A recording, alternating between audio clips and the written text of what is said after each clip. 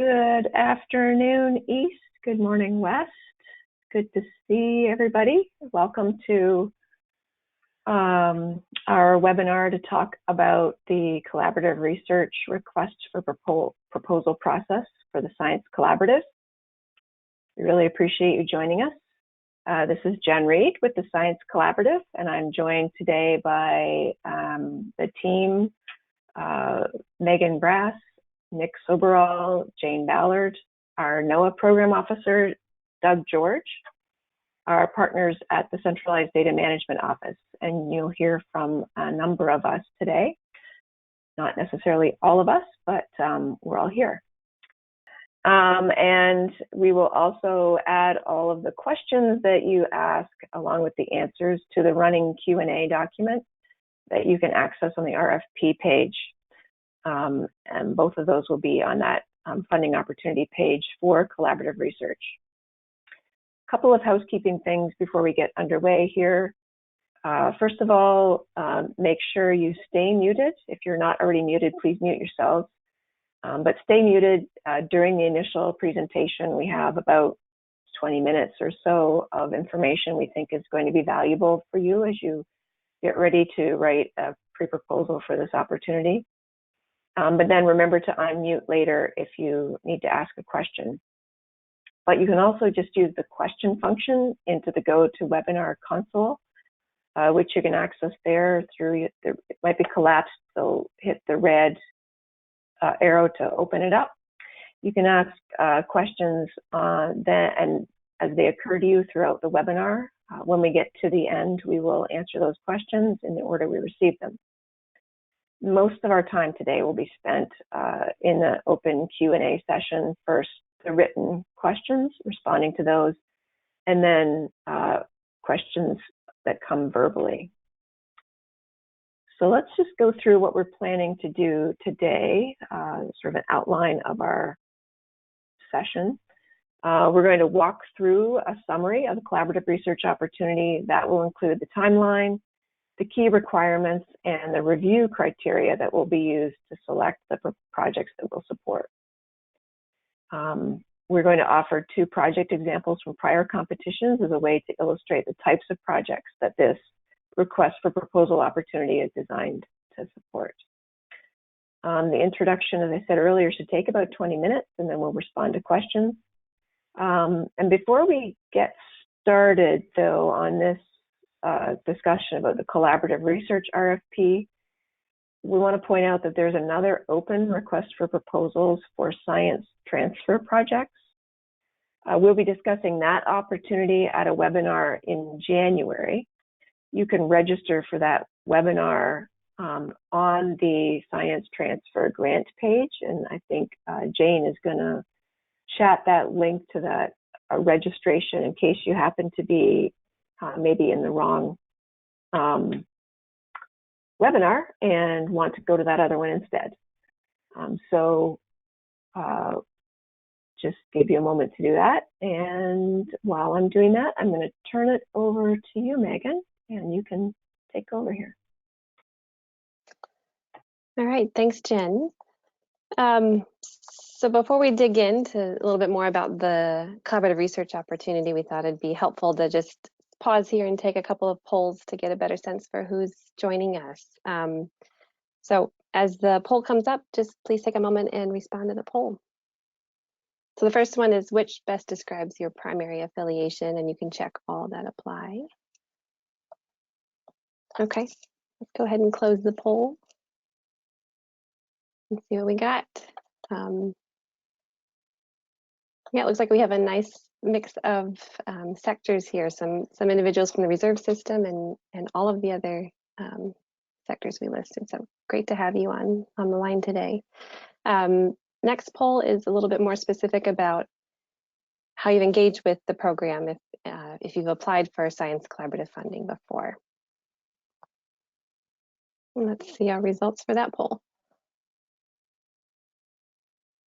All right, well, we have a pretty nice even split here of yes and no, some returning applicants and new ones. So hopefully everyone learns something new here today and helpful today for preparing your proposal. So thanks for responding, and we'll move on to the next slide and start to dig into this opportunity here. So this RFP is all about the collaborative research grants request for proposals that's currently open. It's for projects that are up to 2 years in duration with a maximum award of up to $400,000 for each project. So as you hopefully noticed in the RFP, we do have a pre and a full proposal phase to our application process. This table shows you a quick summary of the key dates with pre-proposals being due on December 7th. You will need to be invited to develop a full proposal. Invitations for the full proposals will happen at the end of February, and then the full proposals will be due in mid-April. And depending on the number of pre-proposals we receive, we tend to invite anywhere between a third to a half of applicants to submit a full proposal because we know that those full proposals are very time intensive to develop. We make funding decisions in July, and then all project teams should anticipate a start date of October 1 of next year. So that's our timeline. If we move on to the next slide, we thought it'd be helpful to just pause and share a simple definition of what collaborative research is. So in collaborative science, researchers and intended users of that research are working together to advance knowledge through applied research in a manner that none of them working alone could accomplish. And we feel pretty strongly that using an end-user driven collaborative process, through using that end-user driven and collaborative process, the research projects that we support generate good and more inclusive science that is ultimately more relevant, useful, and impactful. So if we go to the next slide, we can get a little more specific about this grant opportunity. So our research grants start with a specific management need that's identified by our reserve. These reserve management needs align with our program focus areas, and you'll see those in kind of the top right corner in blue. Projects are driven by collaboration that involves 4 key components, so at least one national estuarine research reserve, and users from within and beyond the reserve system, researchers from relevant disciplines, and also a collaborative lead that facilitates engagement and collaboration. And so these projects generate new science that leads to tools, data, and other products that will inform decisions related to the management needs that's been identified. I want to note that we welcome social science and natural science projects. We build review panels with the expectation that we'll get some social science research projects, so please do submit those ideas. And these could include, for example, educational research topics, or economic evaluation projects, or studies of human perceptions and decision making. There's so many different flavors and styles of collaborative research. This can look like, community-based research, civically engaged scholarship, joint fact-finding. Our program doesn't favor or exclude any of those approaches.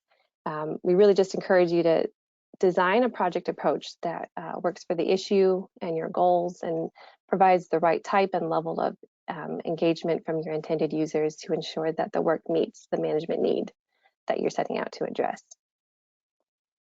So that's kind of a quick overview of the opportunity in terms of the type of work we're trying to support. And the next 3 slides, I want to step through the 3 required elements of this RFP in a little more detail. The first being reserve engagement. So all projects that are funded through the Science Collaborative have to be directly tied to the work of at least one reserve. So this means that the work plan has to you should actively engage the relevant reserve staff, and that the proposal has to be endorsed by the manager of the reserve or reserves that are named on the proposal. So in terms of your proposal, there's a few ways to demonstrate how the work connects to a reserve. For applicants that are outside the reserve system, you should work closely with your reserve partners to develop your proposal. So more specifically in the narrative, thinking about the sections that explain the relevance to the reserve and the NERRS system, you're going to need their input and ideas about how the work is relevant and important to them. There's also sections of the proposal that outline how the reserve will contribute to the project and benefit from the work. So working with them closely to outline that and figure out what that looks like is really important. You should also be sure to review and reference the annual summary of the reserve management needs. That's that document that's hyperlinked in the RFP in many places. It's a document that the reserves contribute to and that NOAA helps to compile every year specifically for the RFP opportunity. And so for the purposes of your proposal, it's more than just referencing that management need and that management need that's listed in the document. You're going to need to be able to make a strong link between the science that you're proposing and the management need that you're going to be addressing. As we point out in the RFP, it could be helpful to include a logic model or a flow chart to help convey those linkages and get specific. Provide examples about how the science will result in impacts and address that management need. The RFP also references a reserve manager proposal assessment process. And I'll explain that here quickly just because as of last year, we started to approach it a little bit differently. So after proposals are submitted, we reach out directly to reserve managers to confirm that they're aware of and that they don't have any concerns with the proposals that name their reserve as a partner on the proposal page. So that if they have any concerns with 2 points here, if in that box in the middle of this slide, you'll see there are 2 points that we were especially interested in. If they have any concerns related to their engagement to date or the proposed role for their staff. And so if they happen to have concerns, they're able to submit those directly to us. And it's not something that you as an applicant need to worry about other than the fact that it's your responsibility to engage with the relevant managers early in your planning process and make sure that you share a copy of the final pre-proposal with them after you submit it. The second element we want to emphasize here, if we go to the next slide, is collaboration and end user engagement. Something that we've been doing is looking back at all of the reviewer comments from some of our prior RFPs that we've run. And it's clear that this topic can really determine a proposal's success in the review process. The RFP provides a lot of detailed guidance about what you should include in your pre-proposal related to how you're engaging and collaborating with end users. So rather than restating those requirements, I'm going to just offer a few tips here to help you demonstrate meaningful engagement in your pre-proposal. So the first has to do with just being really clear about your end users. So state the intended users of your project. Be as specific as you can. And so, rather than using broad terms like coastal managers, be specific. For example, specify the offices within X department that oversees permitting for shoreline projects in South Carolina. We also require applicants require that applicants provide at least one, but no more than 3 letters of support from the primary end users. And this letter is really important for confirming that your end users have an interest in the project and are committed to participating in some way if the project is funded. So that's another important element of demonstrating end user engagement. It's also helpful to specify the types of research questions that have been and will be shaped by end user input. And then also make sure that your approach includes time for soliciting input at the right moment to help inform the research process. We also require that all proposals identify a collaborative lead to help facilitate collaboration with your end users.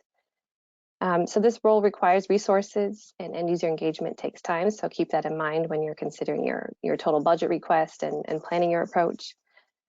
I want to point out that we don't have specific credentials that are required for a collaborative lead, but you should demonstrate that the person that you've selected for this role has the right expertise and experience to facilitate meetings, design those workshops or develop those surveys, whatever is appropriate for what the project entails. And then finally, it's really helpful to get specific about how you anticipate the project's results being used to inform decision making. So one strategy might be to offer some specific but hypothetical examples of how your approach could lead to some specific outputs and how those products could be used in a decision-making context, a management context. This can help demonstrate to the reviewers that you understand the current policy or management context, but leave some flexibility for you to be able to iterate with your end users once the project gets underway. And then the third element on the next slide has to do with data sharing expectations. So all federally funded research has this requirement, but these projects are federally funded, and so we must comply with federal data sharing requirements. And this means that all data collected and or created have to be archived and made accessible and discoverable in a timely manner. If you're invited to develop a full proposal, you'll need to prepare a data sharing plan as an appendix to your proposal. At this pre-proposal phase, you really just need to think about the budget implications of this requirement. So we don't require a detailed budget breakdown for pre-proposals. It's really just a total budget request that you'll be providing in your pre-proposal. But it's important to note that you can't increase your budget request at the full proposal stage. So you want to get it right at the pre-proposal phase. So in the RFP, and I'll just mention it here too, is that we provide a rule of thumb for thinking about the cost related to data sharing requirements, and we suggest that you assume about 10 to 15% of your overall budget should be dedicated to data management and data sharing activities. So what does data sharing really look like when it comes to a project? Just keep in mind that it's going to take extra effort to get your data sets and your metadata cleaned up and in the needed format to make them publicly available by the time that the project ends. Our teams have used a lot of different types of data sharing portals. Some of them are listed here just to give you a flavor for what other teams have done in the past. We encourage you to think about where your data might be archived to help inform your planning at this phase of the project even. I also want to point out that we have a close partnership with the NERRS Centralized Data Management Office. They can provide guidance to you as an applicant and also to funded teams to help meet this data sharing requirement. And they can also provide the service of long-term data archival and access if that's an appropriate fit for the data that you're collecting through the project. Go to the next slide. We'll just spend a few minutes here talking about the pre-proposal evaluation process. The criteria are laid out and the process is laid out in detail in the RFP, but there's a few things I can point out here. So the first relates to that sticky note you see on the slide, which is for a companion reference on our grant page that explains the review process in even more detail. That could be helpful for your understanding as you're preparing your pre-proposal, and we'll chat that to you here now for easy access to that document. It's also helpful to understand that pre-proposals are going to be evaluated by 3 members of a review panel, and you'll receive a copy of the scores, their scores and their written comments. You should also know that we recruit a really diverse suite of reviewers to serve on this panel. And that includes individuals with expertise in natural and social sciences, collaborative processes, and coastal management. And they may or may not be fully familiar with the reserve system or your specific discipline. And so it's really helpful to provide background on your focal issue, your approach, and the management context. It's also important to know that at the pre-proposal phase, we're encouraging you to focus on the management relevance and the collaborative approach while providing just enough methodological details to demonstrate that the outputs are feasible and that they'll be scientifically sound. It's really your job to convince reviewers that the science you're proposing is solid and critically important to meeting a reserve management need, and also especially that the collaborative elements are ready to move forward. It's at the full proposal phase where you'll have a little bit more space to focus more heavily on the details of the technical and the collaborative methods and the impact of your work.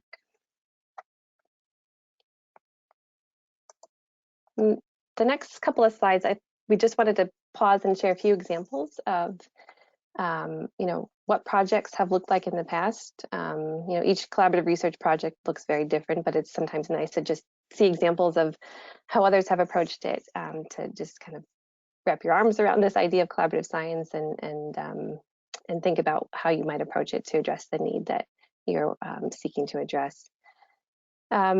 So this first example here is a project that wrapped up about a year ago. It was based in Cape Cod at the Waquoit Bay Reserve and involved researchers from Stonehill College and Woods Hole Oceanographic Institute. It's a great example of a project that helped to answer some really interesting scientific questions that also used cutting edge methods to meet an immediate management need.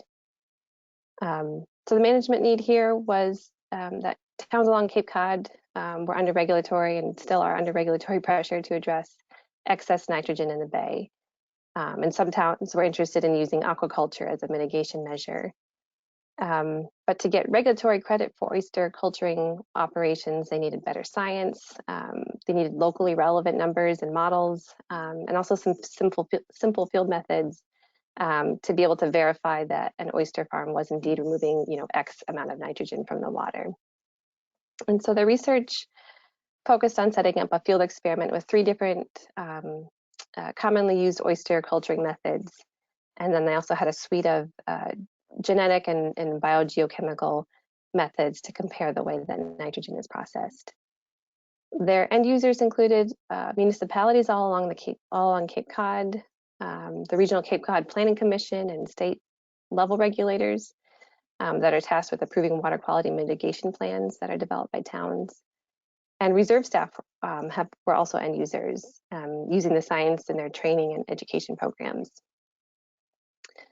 In terms of the reserve role, the reserve was heavily engaged in the project. The manager actually served as a collaborative lead and facilitated a lot of important connections for the project. And the education coordinator, who was also on the team, used the findings in teacher and visitor programs. Their collaborative approach, I'll just provide a few details about what it entailed. So they had a couple of different methods for ensuring tight alignment with their end users. They involved, town staff on their team. They were funded through the team to help install and maintain the oyster culturing operations that were studied. The collaborative lead worked to convene end users through an advisory group periodically to look at the research plans and review results. And she also did some individual consultations as needed. They also included the town shellfish constable on the team, who helped to finalize a best practices brochure that is given to all growers that are seeking an oyster culturing license. If we go to the next slide, I'll share just one other example of a very different kind of project. This one is actually a good example of a multi-reserve project that had a really ambitious but well-structured collaborative approach. It was led by researchers from Narragansett Bay in Rhode Island and Elkhorn Slough out in California. So reserve staff on either coast. And they looked at thin layer placement as a potential adaptation strategy to enhance marsh resilience. The management need that they were responding to had to do with the fact that there are lots of questions about when, where, and exactly how this approach could and should be used to enhance marsh resilience in the face of sea level rise. The core research activity included a replicated restoration experiment at 8 different reserve sites across the country to test this strategy. And so the project really capitalized on the power and the research capacity of the reserve network.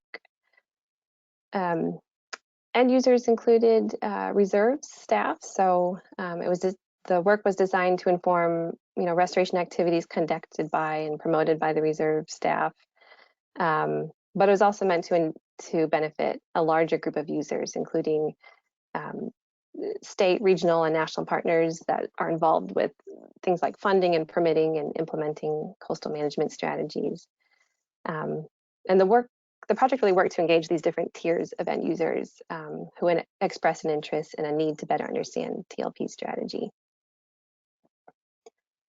The reserves were heavily engaged in this project. It was led by reserves, and a lot of the research happened because of reserve staff.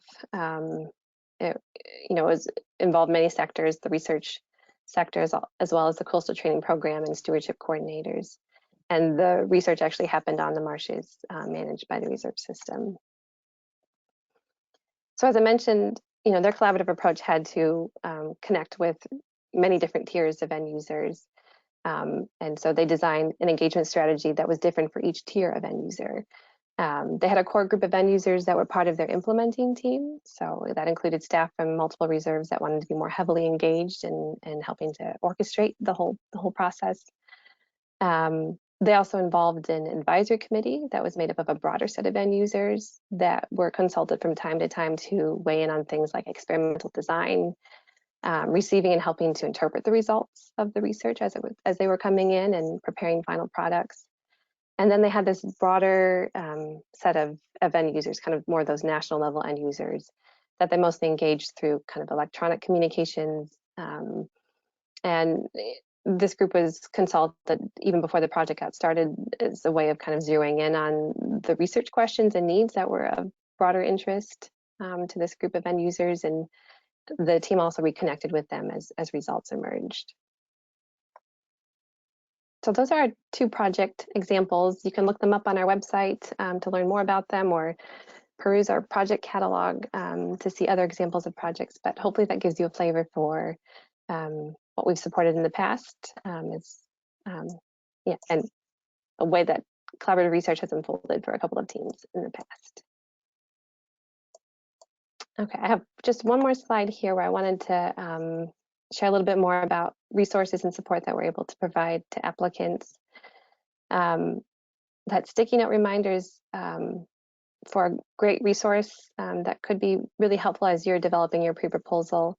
It's our pre-proposal tips tool. And it was developed after some in-depth analysis of reviewer comments of proposals from prior RFPs to zero in on what aspects of proposals reviewers really appreciated or got hung up on, and also observations from science collaborative staff about what has worked really well for teams. So refer to that tool. It's structured just like the requirements for each pre-proposal into 5 different sections, and gives advice about how to do those things that the pre-proposal requirements ask you to do in your proposal.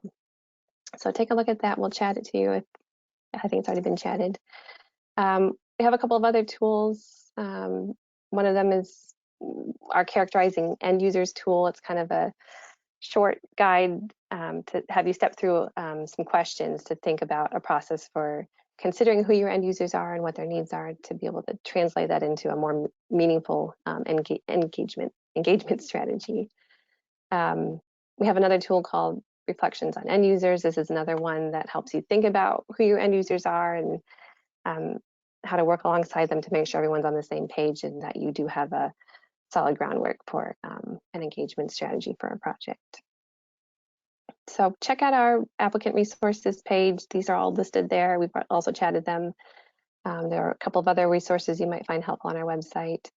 Like I said, the project catalog is available if you want to peruse prior projects and current projects. We have a monthly webinar series with a whole archive of presentations from projects if you want to really dig in and learn more about prior work. And yeah, please feel free to reach out to us directly with questions via phone or email. We're happy to answer those questions. And with that, I'm going to hand it back to Jen to guide us through our Q&A portion of this webinar. Thank you, Megan. Really appreciate everything you've shared here. And just a quick reminder, as you all are thinking of your questions, and either drop them in the question box, or you can unmute yourself and ask your question. But as a quick reminder that we will be posting this presentation, this recording, so that you'll be able to go back to it and get any information that you haven't, that you maybe missed or didn't hear before. So.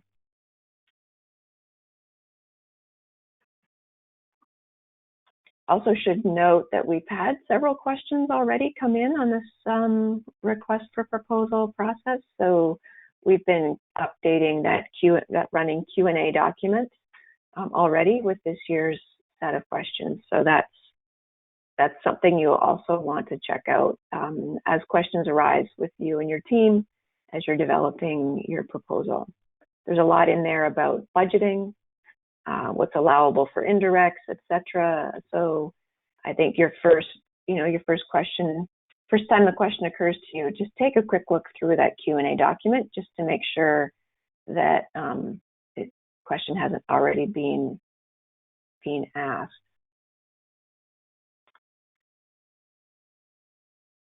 So, great question here initially about data management.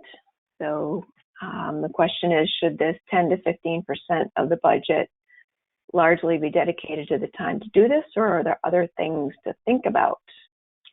That is a great question, and one which I'm not completely set to answer, but I am going to ask Dwayne Porter, who I see is on the call, if he doesn't mind unmuting and addressing that question. So Dwayne, the question is, you know, in thinking about budgeting, at this stage, you're not really identifying specific things, but is that 10 to 15%, are you thinking of it as time for people to do the work, or do we need to get software, licenses, and other things for data management? Yes to all the above, but certainly inclusive of people. Too often, the need for personnel engagement is considered as an afterthought. So the intent is to have our proposal participants be thinking upfront as to all of the aspects of end-to-end data management, inclusive of the personnel needs, the equipment, things like software licenses, etc. Great, thank you, Dwayne. So basically, think about everything you need to do to make sure your data are set up and can be archived over time, and whatever you need to do that, you should make sure you're budgeting for it. Next question, is it appropriate to mention the intent to apply for a transfer grant in a collaborative science grant as an approach for further applying research results? Well, that's certainly a way to apply research results. There's no doubt about it. I think it's appropriate to mention that, but that should not be your first response. You know, your end user, working closely with your end user to identify a product, a tool, something that will come from the science you're generating in the collaborative science project is really what the review panel is going to be looking for. They're going to look for what that application is with this specific project, without sort of saying, well, I'm going to apply for something down the road, because there's no guarantee you'll get that. And we really want to see the impact of these projects in the projects themselves. Okay, I see the question. Is it more impactful to have a stakeholder apply rather than the institution or the reserve?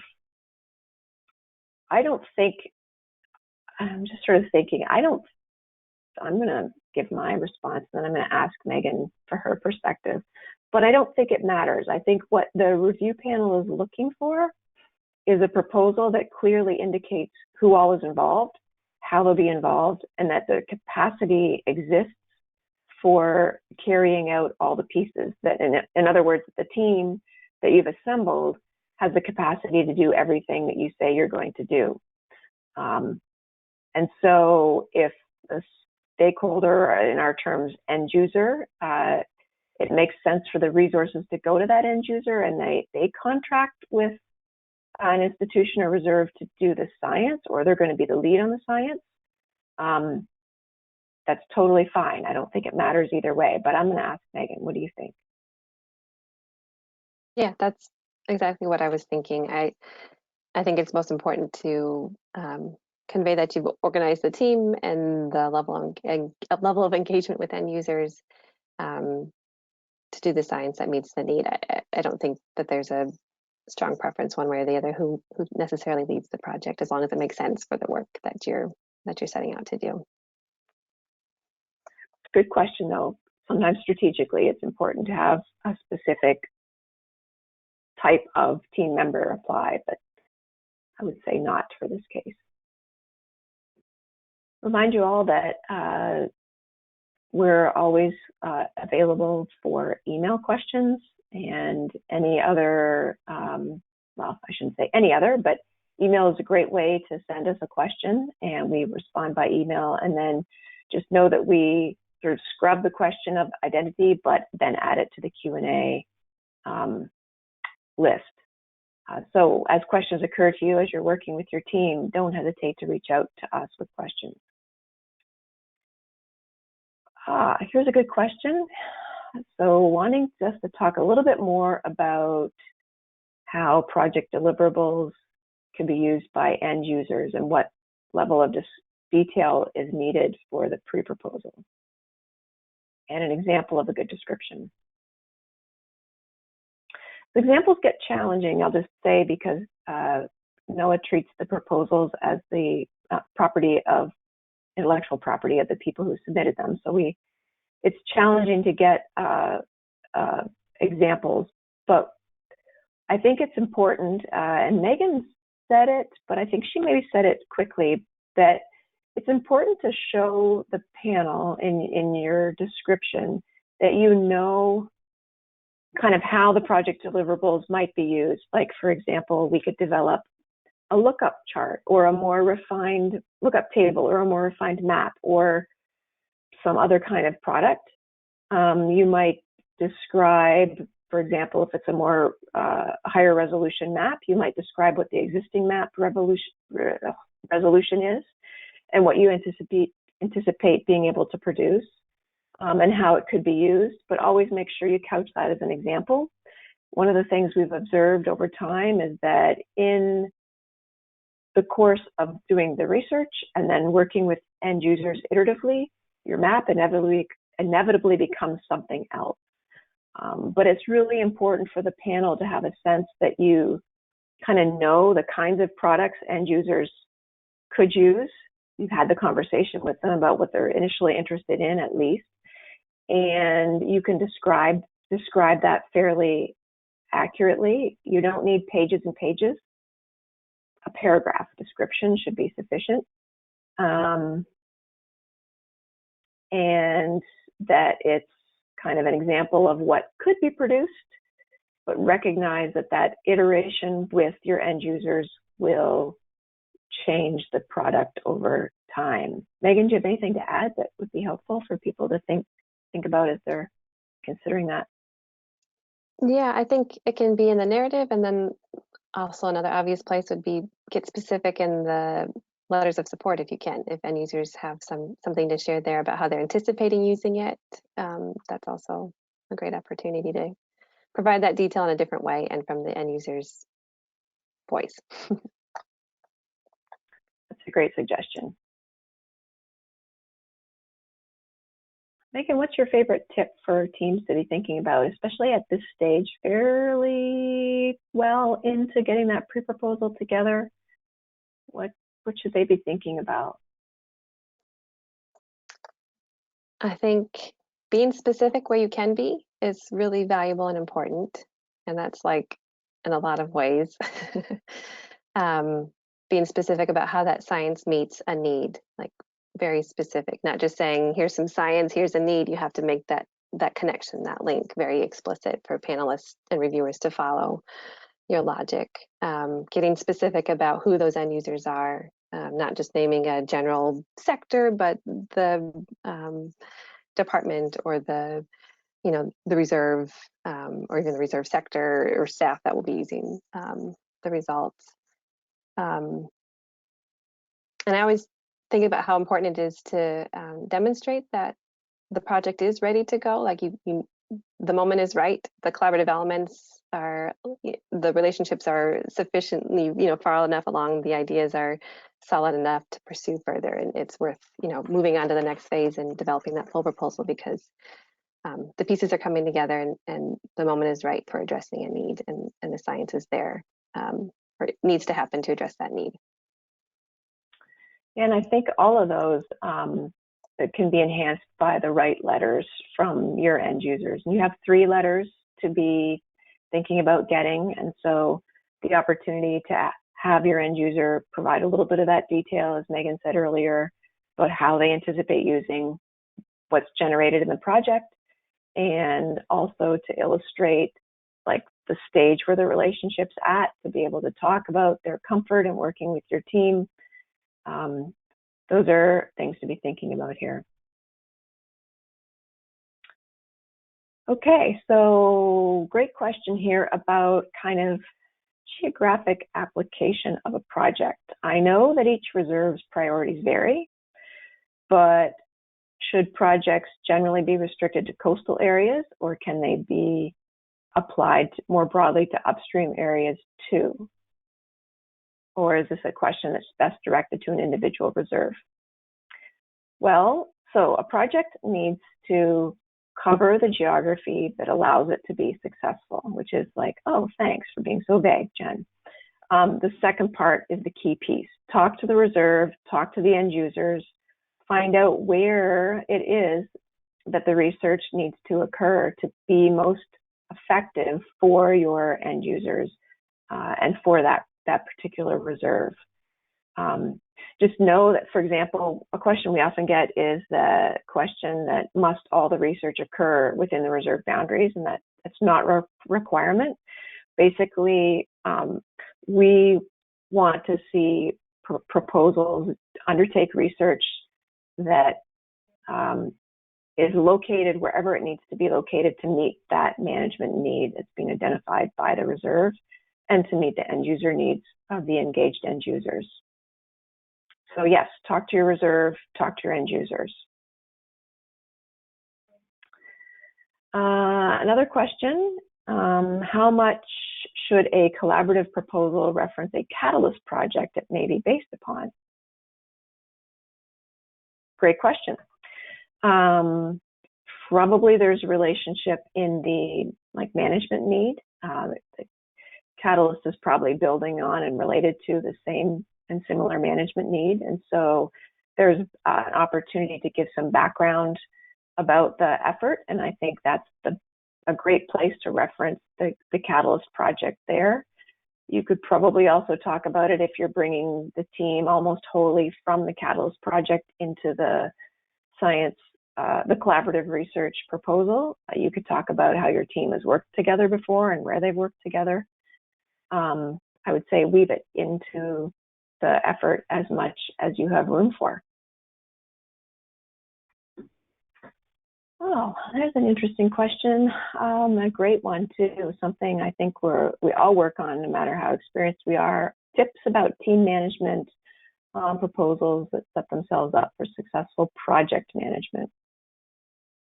I know several really successful projects have adopted team charters, project charters. And so really early on, being able to lay out roles and responsibilities and being very clear about expectations of the team to be able to hold yourselves accountable will definitely set you up for successful project management. That's what popped sort of immediately to mind. And I think there's a couple of examples of project charters in our on our website in the product. Will it be in the products in the library? Yeah, I can chat it here in just a second. I'll look one up. Okay, thank you. Appreciate that. Mm-hmm. That's definitely one thing that occurs to me. I think thinking about time management, I think one of the things we do when we write proposals is go all out and take up as much time as available. But the reality is once you, as a successful project, you're going to have limited time. And so you might start practicing your time management now and sort of saying, okay, we give ourselves this much time to get this piece down, and we get it as good as we can in that amount of time. I see that Maeghan has chatted some charters. Okay, another question along those lines. Is it not recommended for one person to have multiple roles? I think the question is it okay for someone to have multiple roles, or would we prefer to see the different individuals in each of these project lead, fiscal lead, collaborative lead? And I would say, I think both are fine. We've had cases where the overall project lead has also been the technical lead or the collaborative lead. But we've also had cases where there's the overall project lead, and then they're supported by a strong technical lead and a strong collaborative lead. So I think it really depends on your team, the capacities of your team, and how you're planning to divvy up the project resources. Megan, what would you like to add? Yeah, so project lead is almost always the fiscal lead, unless you have a certain reason to split those roles, and we go into that in the RFP. We can answer questions about that if there are questions, but typically the project lead is also the fiscal lead. Yeah, and I've seen it done both ways, where someone served all three roles and it's been a lot. I've seen them parsed out with each individual taking on a different role, collaborative lead and project lead. I guess based on experience working alongside teams, it tends to work out to assign those roles to different people, but it's been done. So like Jen said, it depends on what makes sense for the work, and who's serving in those roles. I'll just say, as we're sort of entering the last 5 minutes here, we're scheduled for an hour, that to encourage you all to reach out as questions occur to you as you continue to develop your pre-proposals. The contact information is in the RFP, and we're more than happy to answer questions. As I said earlier, send us an email. We're happy to respond in email and provide a response. We really appreciate all the interest you're showing in the opportunity. We're really looking forward to receiving your pre-proposals in about a month. And we're very excited to just see what this competition, where this competition goes, and the excellent work that will be getting underway a year from now. Megan, any parting final words? No, just to echo our excitement to see your great ideas, and happy to answer questions as you think of them along the way of developing your proposal. Well, thank you all. I think we're going to call it a day here. We really appreciate your time and attention, and look forward to seeing your pre-proposals. Hope you enjoy the rest of your day and the rest of your week.